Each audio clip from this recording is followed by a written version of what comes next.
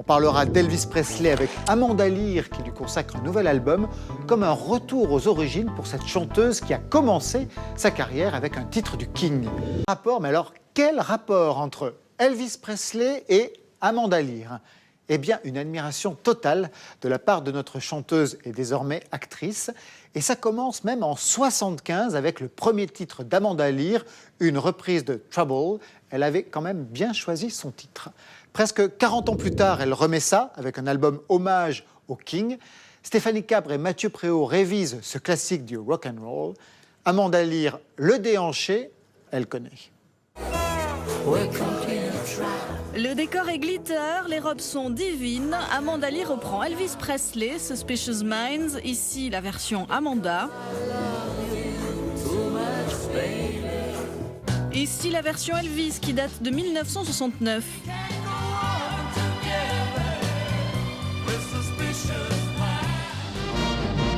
Elvis, tout le monde l'a repris. Johnny, Dick Rivers, Alain Bachung, Eddie Mitchell, même Nana Mouskouri ou encore la DJ Miss Kittin. C'est le chanteur le plus repris en France.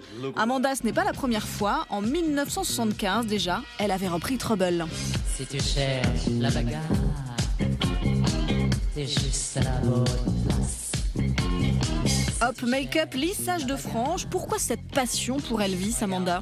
Bien en face. Pour moi, Elvis est le seul, l'unique, il est au-dessus des Michael Jackson, de tout ça. Il est intouchable, c'est The King. Et donc là, 30 ans après, plus même, j'ai voulu me faire plaisir en faisant tout un album sur Elvis. Voilà. Parce que pour moi, Elvis, il n'y en a pas d'autres, il n'y en aura jamais d'autres. Tous les ans, Elvis, ça continue, hein, ça rapporte encore ça, plus de 50 millions de dollars par an. Je veux dire, c'est extraordinaire. Hein, l'industrie Elvis, c'est extraordinaire. Ok, Elvis, le phénomène commercial, ses rouflaquettes, sa banane, le mystère autour de sa mort. Mais derrière tout ça, on a voulu savoir ce qu'il y avait dans sa musique. En 3 points. D'abord, Elvis popularise le rock, c'était il y a 60 ans avec sa reprise de That's All Right Mama, enregistrée au Studio Sun à Memphis. Et donc, petit 1, le premier rocker. Avant That's All Right, il existait plusieurs styles de musique, le blues, la country. Et puis bon, il y avait effectivement des gens qui faisaient du rhythm and blues, etc. Sauf qu'Elvis, ce qu'il a fait, c'est qu'il a fait la synthèse. C'est-à-dire qu'au départ, il avait juste sa guitare rythmique, une guitare électrique et une contrebasse. Lui a rajouté une batterie, mais un an plus tard. Et donc après, cette forme de 4 musiciens a été repris par tous les groupes, Carl Perkins, tous ceux de l'époque, Johnny Cash, etc. Mais par la suite, naturellement, par les Beatles, par tout le monde.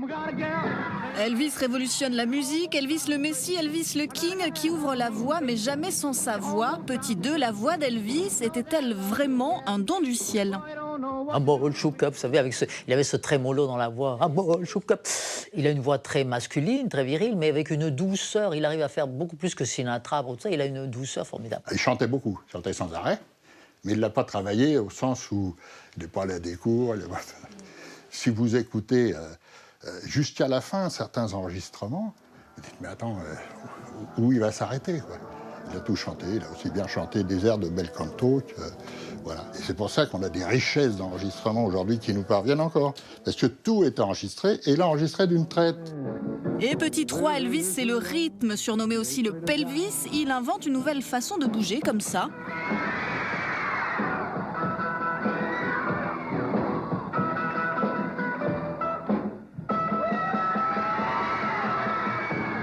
Corps sexuel d'une Amérique métissée. Moi, quand j'étais môme, j'ai vu les premières images, une photo dans Paris Match, je vois un gars qui est couché sur la scène par terre, le micro, les filles qui hurlent et tout. Et ça paraissait venu d'ailleurs. Il était le symbole sexuel de l'époque, quoi. Et je trouvais Elvis d'une beauté extraordinaire. Et Salvador Dali trouvait qu'Elvis Presley avait un très beau visage, un visage avec un profil grec. Il disait, regardez, il a un visage classique, on dirait l'Apollon de Praxitèle. Bon, alors, donc déjà, j'étais vraiment fasciné par le personnage. Allez, si on récapitule, petit 1, le rocker, petit 2, la voix, petit 3, le rythme, ça donne le recordman absolu de vente de disques qui a même encore son propre label chez Sony Music et des héritiers à l'infini.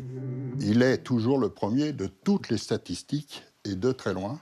Le record, c'est qu'il vient d'obtenir son 50e album dans le top 10 anglais.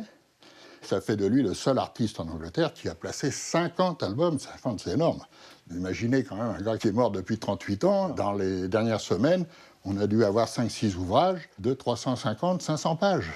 Aujourd'hui, un gamin comme Bruno Mars qui fasse la baraque, c'est un fan absolu d'Elvis. Je pourrais parler de Lana Del Rey, de plein de gens aujourd'hui qui se réclament d'Elvis. I heard that you like the bad girls, honey.